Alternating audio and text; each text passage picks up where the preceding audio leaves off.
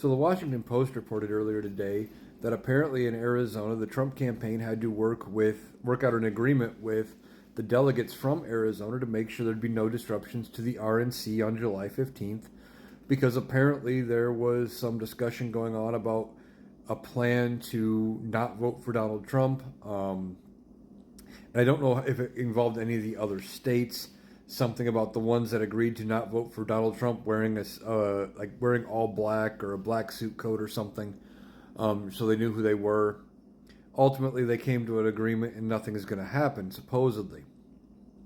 But I said when Donald Trump got convicted of 34 felony counts that I think it's entirely possible the Republicans try to find a way to not nominate Donald Trump. Now, we're hearing about this. We may hear about more states in the upcoming days as we get closer and closer to July 15th.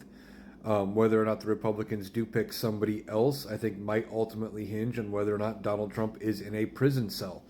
Should he be confined to prison for his 34 felony convictions? Remember, he said he's going to appeal, but the judge does not have to give him release while awaiting that appeal. There are tons of people who are appealing their cases from inside a prison cell, and Donald Trump could be one of those. So I think if he is in some kind of confinement or lockdown or a prison cell or maybe even house arrest, I think the Republicans might pick somebody else. Now, whether that would be Chris Christie, Nikki Haley, Mitt Romney, I don't know. I don't know who they could possibly get. I don't think there's any Republican who could beat Joe Biden. And with the RNC having spent a big chunk of their budget and their donations on Donald Trump, the money isn't there to about face and help fund a new candidate while still supporting the down ballot races.